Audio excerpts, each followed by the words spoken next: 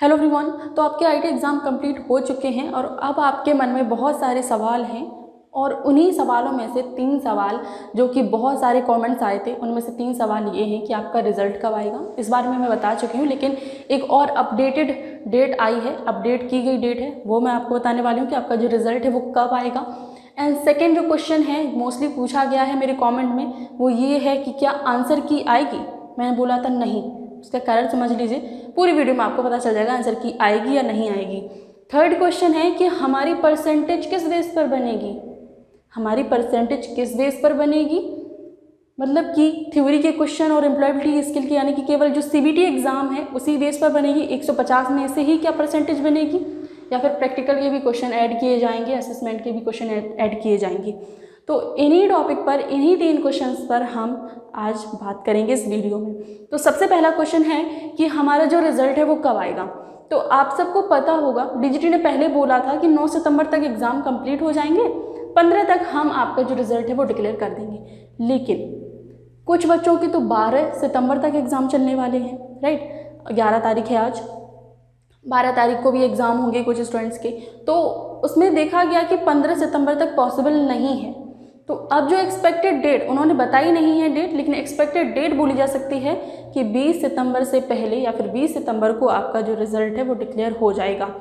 अब दूसरा जो क्वेश्चन है वो ये है कि क्या आंसर की आएगी हमारी, क्या हमारी आंसर की आएगी। तो देखो, आंसर की आपकी अभी नहीं आएगी, जब आपका रिजल्ट आ जाएगा तब आपकी आंसर की आएगी। आंसर की आपको कैसे मिलेगी, वो आपको जब रिजल्ट आ जाएगा आपको मैं बताऊंगी किस तरीके से। आपको अपना रोल नंबर डालना होगा, मोबाइल नंबर डालना होता है, ओटीपी जनरेट होता है, तो उससे आप अपना जो आंसर की है उससे चेक कर सकते हो कि आपने कौन से क्वेश्चन पर क्या आंसर दिया था। ठीक है, पूरा लिख के आएगा कि आपने इस क्वेश्चन पर ये आंसर दिया था। ठीक है, आपके द्वारा चूज़ किया गया आंसर ये, और जो करेक्ट आंसर है वो ये। 2 ऑप्शन लिखे होंगे, मतलब कि पूरा क्वेश्चन आपने देखा होगा जिस तरीके से आपके एग्जाम में पूरा क्वेश्चन लिख के आया, 4 ऑप्शन लिख के आए। फिर आंसर की में क्या होता है, नीचे लिखा होता है कि आपके द्वारा करेक्ट आंसर, आपके द्वारा चूज़ किया आंसर। ठीक है, चूज आंसर। ठीक है, जैसे आपने सिलेक्ट किया ए, ये आएगा, लेकिन करेक्ट आंसर है बी। इस तरीके से आएगा। या फिर करेक्ट आंसर है ए और आपने भी चूज़ किया है ए, तो इससे आप पता कर सकते हो कि हाँ, हमने कौन से क्वेश्चन का आंसर दिया था और क्या इसका आंसर करेक्ट है। आंसर सीट समझ गए। तो आंसर सीट आपकी अभी नहीं आएगी। काफ़ी बच्चों ने मुझसे पूछा था कि क्या आंसर सीट हमें अभी मिल पाएगी, तो मैंने बोला था नहीं। तो मैंने सोचा क्यों ना इसको डिटेल में बात करी जाए, इसके बारे में बताया जाए डिटेल में। तो आपकी आंसर सीट आपके एग्जाम के जो रिजल्ट है, रिजल्ट के बाद आपको आंसर की मिल जाएगी। एक वेबसाइट है ncbtmiss.gov.in, उस पर सारी चीज़ें जनरेट होंगी, आपका रिजल्ट, आंसर सीट, सभी चीज़ें आपकी जनरेट होंगी। अब तीसरा मेन क्वेश्चन कि हमारा जो परसेंटेज है वो कौन से बेस पर बनेगा, क्या सभी सब्जेक्ट को लिए जाएंगे। तो आप इस चीज़ को थोड़ा सा समझ लीजिएगा बहुत ही आसानी से। आपकी जो परसेंटेज है वो देख लीजिए। थ्योरी देखिए आपकी कितने नंबर की थी, थ्योरी आपकी थी कितने नंबर की, 100 नंबर की। ठीक है, 100 नंबर की आपकी थ्योरी थी। और एम्प्लॉयबिलिटी स्किल, जिसको हम ES लिख देते हैं, वो थी आपकी 50 नंबर की। क्वेश्चन नहीं, क्वेश्चन तो 25 आए होंगे, एम्प्लॉयबिलिटी स्किल में क्वेश्चन 25 आए होंगे और थ्योरी में आपके जो क्वेश्चन है वो 50 आए होंगे। ठीक है, और फिर आता है प्रैक्टिकल।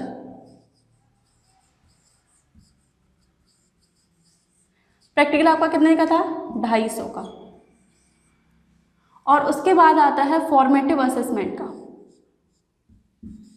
जो कि आपके कॉलेज की तरफ से दिए जाएंगे नंबर इस तरीके से, फॉर्मेटिव असेसमेंट इस तरीके से। तो टोटल आपका कितने का पूर्णांक होगा, जल्दी से जोड़िए। तो आपका पूर्णांक होगा कितने का, 600 का। 600 का पूर्णांक होगा। 600 में से आपकी परसेंटेज बनेगी। अब कैसे, देखो फॉर एग्जाम्पल हम ये समझ लेते हैं, आपके थ्योरी में आए हैं 80 नंबर, 80 नंबर आए हैं। एम्प्लॉयबिलिटी स्किल में आपके आए हैं 40 नंबर। ठीक है, प्रैक्टिकल में आपको दिए गए हैं नंबर, मान के लो 200। ठीक है, और फॉर्मेटिव असेसमेंट में ये कम क्यों चल रहा है, फॉर्मेटिव असेसमेंट में आपको दे दिए गए हैं 150 नंबर। ठीक है। तो अब इसको जोड़ेंगे हम, कितना आएगा हमारे पास, यहाँ पर आएगा कितना, 8 4 12 5 17 एंड 2 और 1 3 और 1 4, 470 नंबर यहाँ पर आपके बन रहे हैं। अब परसेंटेज कैसे बनेगी, परसेंटेज देखिए आपकी ऐसे बनेगी, आपको बताते हैं। 470 है ना, 470 गुणे 100 बटे कितने का पूर्णांक है, 600 का पूर्णांक है। तो इस तरीके से आपका होगा, 6 का भाग किसमें करेंगे, 470 में 6 का भाग करेंगे तो हमारे पास देखिए आएगा ये हो गया 7, अरे चलो भाई 7 नहीं चलोगे आज तुम, ये दूसरा मार्कर है क्या, पहले वाला तो बहुत अच्छा चल रहा, ये डला, देखते हैं। हाँ ठीक है, ओह भाई ये था, ठीक है 7, ठीक है। अब यहाँ पर 5 50 बचे हैं तो ये हो जाएगा, ठीक है ओके।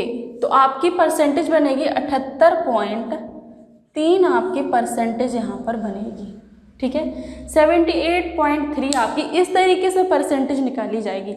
आपके जो रिज़ल्ट आएगा तो आपके जीमेल पर आएगा, ठीक है, आपके जीमेल पर आएगा, यानी कि ईमेल पर आपको जो रिज़ल्ट है वो डिक्लेयर किया जाएगा, आपको बताया जाएगा। अब क्या है, अब ईमेल पर जो रिज़ल्ट है वो आपको बता देते हैं।